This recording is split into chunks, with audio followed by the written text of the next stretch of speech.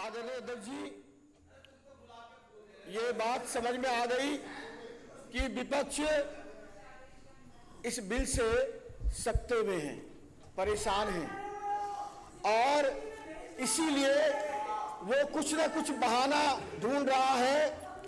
देखिए, आप डिस्टर्ब मत करिए, आप एलओपी हैं, फिर हम भी करेंगे डिस्टर्ब। फिर आपको हम कह रहे हैं आप सकते में हैं और ये बात अध्यक्ष जी ने आपके प्रति उदारता क्या दिखाई, अध्यक्ष जी ने आपके प्रति उदारता क्या दिखाई,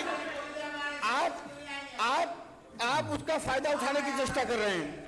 माननीय अध्यक्ष जी, आज अभी एक सदस्य कह रहे थे, विपक्ष के एक विधायक, कि हम हरीश जी, एक विधायक अभी कह रहे थे कि हम तो अब भी रो रहे हैं। ठीक कहा उन्होंने, शराब और शिक्षा मंत्री का जो कॉकटेल था वो ऐसा हारा कि वो अब तक रो रहे हैं। और आज हम सिर्फ एक बिल पास नहीं कर रहे, आज हम उन लाखों माँ बाप के आंसुओं का जवाब दे रहे हैं। ये सिर्फ एक बिल नहीं है, ये लाखों माँ बाप के आंखों को आंसू पोंछने का काम माननीय रेखा गुप्ता जी की सरकार कर रही है। ये लाखों बच्चों के भविष्य का विषय है, जिनके बच्चे पिछली सरकार में नाकामी और लापरवाही के कारण शिक्षा से वंचित रह गए।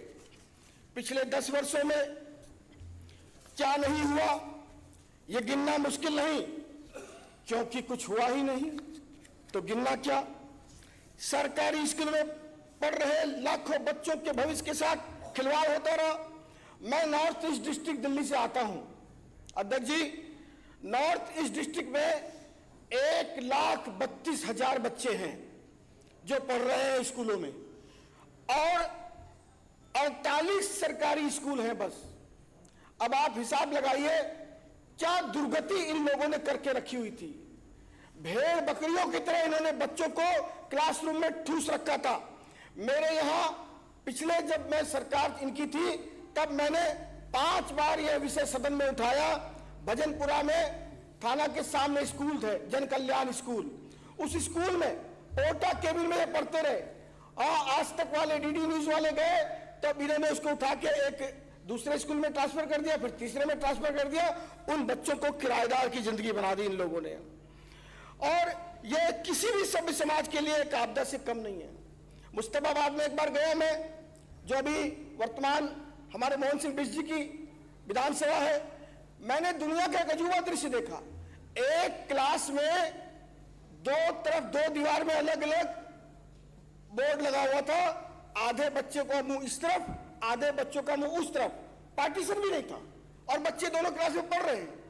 क्या दुर्गति आपने करा दी, जबकि शिक्षा के नाम पर आप पूरी दुनिया में ढोल पीटते रहे, सिर्फ विज्ञापन में स्कूल बनाते रहे और विज्ञापन में शिक्षा के नाम पर अपनी मार्केटिंग बेचते रहे। बच्चों को 2-2 घंटों के शिफ्ट में ट्रांसफर कर दिया, अल्टरनेट डे में ट्रांसफर कर दिया और फिर कहते हैं हम वर्ल्ड क्लास शिक्षा वाले हैं। ऐसी शिक्षा आप लोगों को दिल्ली वालों ने दी कि आपको अगले कई दशकों तक याद आएगी, अगले कई दशकों तक याद आएगी। हकीकत में गरीब और मध्यम वर्गीय परिवार का बच्चा प्राइवेट स्कूलों के गेट पर धक्के खाता था। एडमिशन के नाम पर शोषण, खुला शोषण, फीस के नाम पर लूट की खुली छूट और शिकायत करने पर बच्चों को टारगेट किया जाता था। मैं तो धन्यवाद देता हूं मंत्री जी, मैं देख रहा था 16 नंबर पॉइंट पर कि अब किसी बच्चे को अगर टारगेट किया गया तो स्कूल को 50,000 रुपया जुर्माना देना पड़ेगा पर स्टूडेंट पर केस के हिसाब से। माननीय अध्यक्ष महोदय,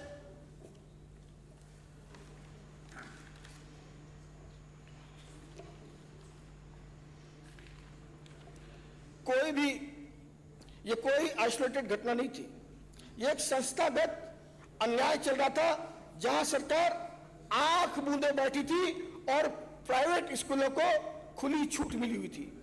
एक ही साल में 3-3 बार फीस बढ़ाई गई। अब तो मैं धन्यवाद दूंगा आदरणीय रेखा गुप्ता जी को और आदरणीय आशीष सूद जी को, जिन्होंने इसमें तय कर दिया कि फीस सिर्फ 3 साल में एक बार ही बढ़ाई जाएगी। यह दिल्ली के बच्चों के भविष्य के लिए एक अच्छा कदम है। और माँ बाप की जेब से पैसा निकाला गया, किसी की कोई जवाबदेही नहीं। माँ बाप जब स्कूल प्रशासन से सवाल पूछते थे तो जवाब नहीं, धमकी मिलती थी। और आर्थिक शोषण सिर्फ नहीं था, ये मानसिक उत्पीड़न भी करते थे और सरकार उसमें अपनी सहभागिता कर रही थी। लेकिन आज का दिन ये शिक्षा क्रांति का, बदलाव का प्रतीक का दिन है, जो ये बिल हम सदन में लेकर के आए। पुराना कानून कोई कानून नहीं था, यह एक ऐसा कानून है जो न्याय को रिस्टोरेशन का काम करेगा। और आप लोगों ने तो इससे भी ज्यादा हद कर दी। मुझे याद है ये कोविड काल में, क्योंकि शिक्षा मंत्री, अध्यक्ष जी 2-3 मिनट तो इसमें से फालतू आ रहे हैं क्योंकि वो पहले इसमें हर्डल्स में हो गए, इसलिए ज्यादा आ रहे हैं। उनको मैंने काउंट कर लिया जी, मतलब उनको डिलीट करके घंटी बजेगी। शराब और शिक्षा का ऐसा कॉकटेल था कि जय भी मुख्यमंत्री प्रतिभा विकास योजना में 145 करोड़ दलित बच्चों का पैसा खा गई है। फर्जी एडमिशन, फर्जी नाम से बिलिंग, दलित, गरीब, पिछड़े, वंचित लोगों की ये आम आदमी पार्टी की सरकार ने दारू के ठेके घोटालों की तरह, जैसे पहले क्लासरूम का घोटाला किया शिक्षा में, इन्होंने गरीब बच्चों के पैसे खा गए। 35-35 लाख में क्लासरूम बन रहे थे इनके, इनको शर्म नहीं आई। और अब तो एसीबी जांच कर रही है। अभी तो अरे छोड़िए, आपके मंत्री जेल गए थे, अभी दोबारा जेल जाने की तैयारी है। और वो भी कितने असंवेदनशील थे आप। कोविड काल में जब दुनिया सांसों से लड़ रही थी, तब आप दारू का भ्रष्टाचार कर रहे थे, दलित बच्चों के पैसों से आप खिलवाड़ कर रहे थे 145 करोड़ का। शर्म नहीं आई आपको? इसीलिए दिल्ली की जनता ने आपको बाहर बैठाने का काम किया है। कोविड काल में भ्रष्टाचार का षड्यंत्र करती आपकी सरकार कट्टर भ्रष्ट और बेईमान सरकार थी। और आप तो जिनका आप घड़ियाली आंसू बहाते हैं ना अम्बेडकर जी के नाम पर, बाबा साहब अम्बेडकर भी रो रहे होंगे कि कैसे ये घड़ियाली आंसू बहाने वाले लोग हमारे गरीब दलित बच्चों का पैसा खाने का काम भी और गुनाह भी कर रहे हैं। अब मैं मंत्री जी को धन्यवाद करता हूं कि फीस हर 3 साल में एक बार तय की जा सकेगी, वो भी जांच और अनुमोदन के बाद। अब स्कूल की ऑडिट रिपोर्ट, खर्चे का पूरा विवरण सार्वजनिक करना अनिवार्य होगा। सबसे क्रांतिकारी बात यह है कि डिस्ट्रिक्ट फी अपील कमेटी और रिवीजन कमेटी बनाई जा रही है और उन्हें सिविल कोड जैसी शक्तियां दी गई हैं। इन समितियों को यह अधिकार भी होगा, किसी भी गवाह को तलब कर सकेंगे, शपथ पर पूछताछ कर सकेंगे, दस्तावेज मांग सकेंगे, साक्ष्य हलफनामे स्वीकार कर जांच कर सकेंगे। और सीधी भाषा में कहूं तो अब ये समितियां पूरी कानूनी ताकत के साथ काम करेंगी ताकि किसी भी स्कूल की मनमानी पर तुरंत और निर्णायक कार्रवाई हो सके। मैं इस बिल का आदरणीय आशीष सूद जी जो शिक्षा मंत्री है उनका धन्यवाद भी करता हूं। आदरणीय मुख्यमंत्री रेखा गुप्ता जी के मार्गदर्शन में जो शिक्षा बिल आया है इसका पूरा समर्थन करता हूं। यह बिल दिल्ली के बच्चों, अभिभावकों और ईमानदार शिक्षकों की जीत है, दिल्ली वालों की। धन्यवाद। जय हिंद, बहुत बहुत धन्यवाद। माननीय सदस्य श्री राजकुमार भाटिया जी।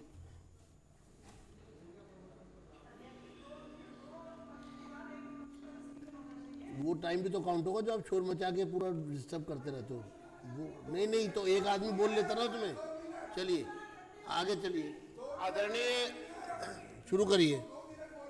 आदरणीय सभापति महोदय, मैं आपका आभार व्यक्त करता हूं कि आपने इस क्रांतिकारी विधेयक 2025 शिक्षा शुल्क एवं नियंत्रण विनिमय का जो बिल आया उस पर मुझे चर्चा में भाग लेने का अवसर दिया है। हम सब लोग जो सदन में बैठे हैं, मैं अपनी बात शुरू करूं इससे पहले मैं दिल्ली की माननीय मुख्यमंत्री बहन रेखा गुप्ता जी और शिक्षा मंत्री भाई आशीष सूद जी को बधाई देना चाहूंगा, क्योंकि आपका ये निर्णय फौलादी रूप से एक निर्णय जिसके लिए आपने बहुत मन पक्का किया होगा।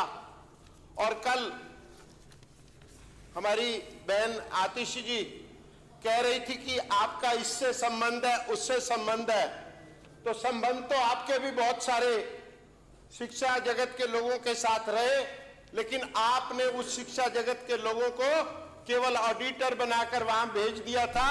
और इसी कारण से जैसे ही दिल्ली में भाजपा की सरकार आई, उसी समय आप लोगों ने अखबारों में, मीडिया में नाटक करना चालू कर दिया कि अब दिल्ली के स्कूल जो है वो फीस बढ़ाएंगे, और आपके वहां बैठे ऑडिटर्स ने और आपके शिक्षा